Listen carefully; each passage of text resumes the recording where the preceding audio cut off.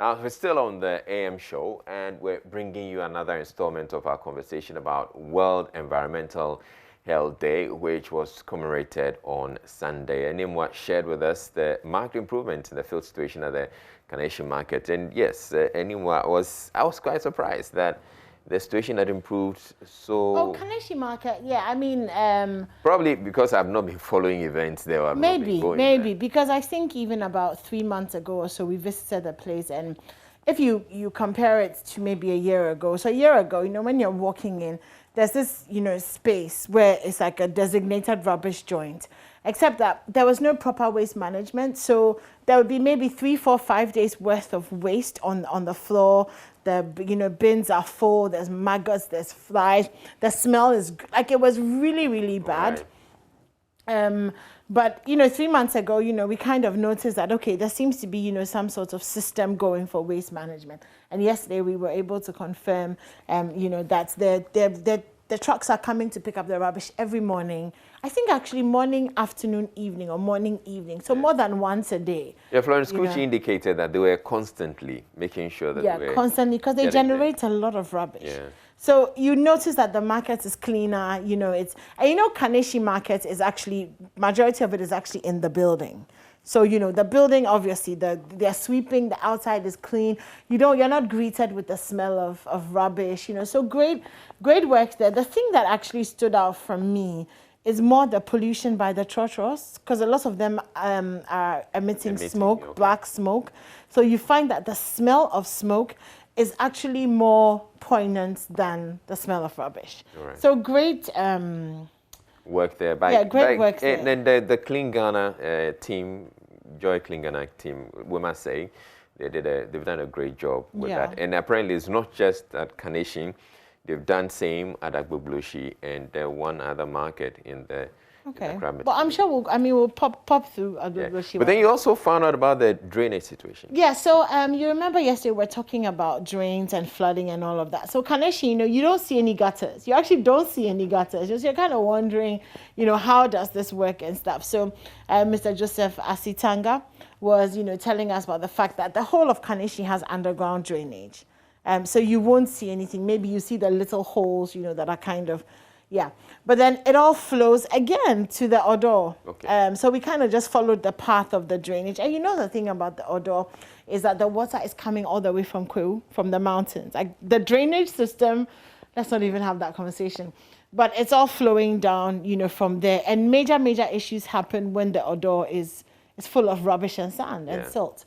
So we kind of just followed the pathway and then got to the Odo. And again, there seems to be really great management because the water levels are very low, which means that obviously there's not going to be flooding and all of that. And we spoke to Mr. Joseph Asitanga about the Odo, and he said a lot.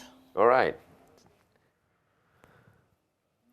Standing under the Circle overpass, just in the middle here, and if you look behind me, there is a big pile of rubbish smack bang in the middle of the road, I would say. It's just in the middle, sitting there. And we're wondering where it's coming from. But we're still with Mr. Joseph Asitanga as we take a walk to check out the Odo River, because we want to follow the journey that rubbish makes through our drains, the final destination, and how we can really combat the problem. But we want to deal with this now. So, Mr. Asitanga, what exactly happened to cause this pile of rubbish in the middle of the road? Yeah, what happens is that the whole of Circle here is a commercial center. And over the night, all business people, whoever operates here, they seem to, put the waste as they have identified an accessible place for dumping the waste. And then they come and collect. And the assembly has put up a measure. There is a compactor truck. As of now, that's the workers waiting. The truck is coming here. So in the next 30 minutes you get here, the waste will be cleared out of the place and tidied up. So the whole of the day, after it's cleared, nobody is allowed to put waste here. It's only overnight that we come, daybreak, you come to see this waste here. So are we allowing them to do this? Or is this something that we plan on dealing with? What we do is that We put up the compactor truck, a stationary compactor truck here. And the stationary compactor truck was gas station here purposely for the market waste here. And all waste that was coming is dumped into the compactor truck straight. And when the truck is full, it moves. Okay, so as expansion of assemblies come up, we have done reallocation of these compactor trucks. And some of them have run down that they are under servicing. So that is the call for this. So this is a temporary thing. We don't allow them to dump with refuse here. If not, the time we pass here, in the next 30 minutes you come here, you don't see waste. So when the trucks are back on road, like we were having the numbers, a stationary truck is put here, and nobody is allowed to put the refuse on the floor. Okay, so this is the situation here at Circle under the flyover. What we're going to do is that we're going to walk down to the Odo River because we want to see what the state of rubbish is in that river. So let's go to the Odo River.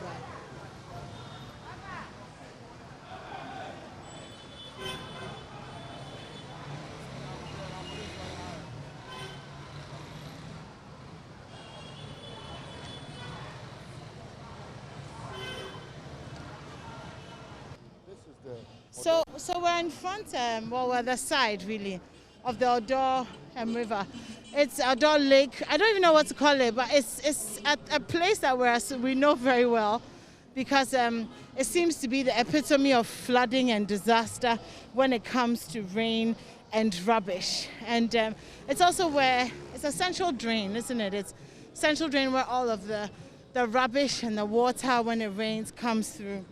But we're going to hear a story about this drain from Mr. Asitanga, who is here with me. So what's the real story behind this storm drain?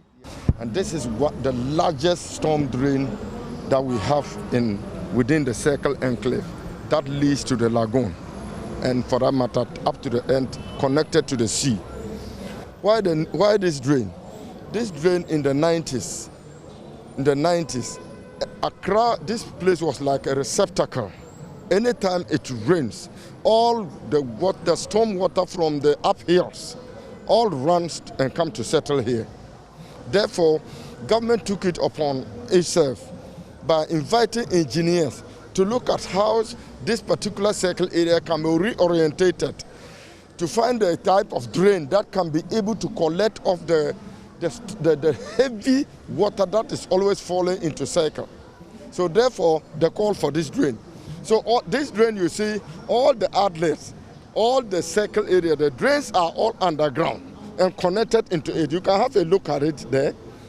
When you see it goes like that, the whole of the place has underground adjoining drains. When you take Kaneshie, the whole of Kaneshie or Doko have the same similar underground adjoining drains, and all runs into this drain. And that is why immediately it starts raining. Within a twinkle of an hour or second, the whole place gets flooded. It got flooded because the whole of Accra, for that matter, taking Odoko, uphill, Kaneshie, everywhere, taking Tesano, Achimota, everywhere is connected into this drain. And that is always the call for the flooding within the Circle Enclave here. Right, okay. Yes. Okay, so I mean, today the water levels don't look too high, presumably because it hasn't rained in a while. Not that. The drain has been dredged within the the whole of the year.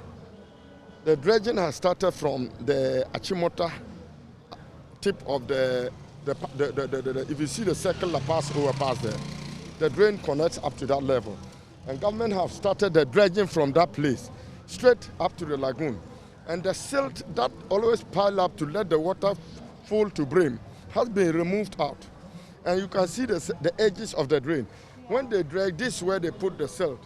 And as they are dredging, the heavy tipper trucks follow alongside and they load all the silt from the water away. And that is why you've seen that the water level here has gone down. As at now, under the water, the silt has gone low to the lowest level. So you can have, let's say that this is the ground level of the drain. If you put a dip inside to test whether there is silt. Okay, so how deep is it?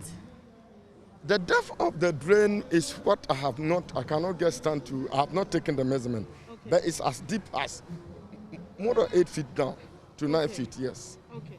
So about 8 feet to 9 feet down. And so obviously desilting seems to be the answer. Yes, desilting. Regular desilting. And government have prioritized this particular drain. It's capital intensive. An individual assembly cannot do this.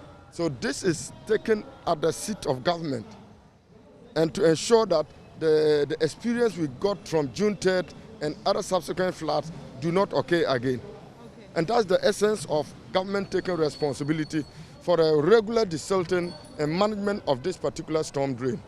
Okay, how much of a problem does the rubbish coming into the drain cause? The rubbish into the drain is attitudinal, human attitude. Excuse me to say, we fail to understand that we generate waste. And once you generate the waste, you must be responsible for collecting and safe storage of that waste for safe disposal. So now, people feel like, why should I pay for waste? So they generate the waste, keep it in their rooms. When it starts to rain, me and you, we are all also at our home, various homes. Then they cut this waste under unseen circumstances, find a way of dumping it into the drain. And you can see always the part, as you see the water very clearly. Let it start raining now. You will see the volume of waste that will be on this water. And it's very difficult because measures you can put in place is either to arrest. How will you get them to arrest when it's raining? Because nobody will be in the rain to say, I'm looking for the people who are dumping refuse into the drain. So it lies on all our own responsibility that our life all depends on the healthiness of this particular drain. So we should avoid and stop dumping refuse into this drain, because you may not know the flood that came has affected so many people. You say it doesn't affect you, but it affected the healthiness and the economy as a whole. The money that could have been used to construct health facilities and road maintenance and other things was what they used to take care of the over 100 and something people who, were unfortunately engulfed with the fire. And it's as a result of human attitude. If we try to practice good and root and proper sanitation practices by enforcing our laws, as the district assemblies are doing, enough adequate education to households to stop disposing their waste into the drains. Other business entities, everybody should take sanitation as a responsibility to register for his or her waste that you generate, and let the accredited waste contractors follow up to pick the waste and to dispose it at the approved area. I think it will go a long way to help and protect our lives. Okay. Right. Well, I don't think there's much more I can add to that, but this is basically the end effects of how we treat our rubbish, how we treat our environment, and we all know what happens when this storm drain gets filled and it gets flooded. Enimo Animado for JoyNews.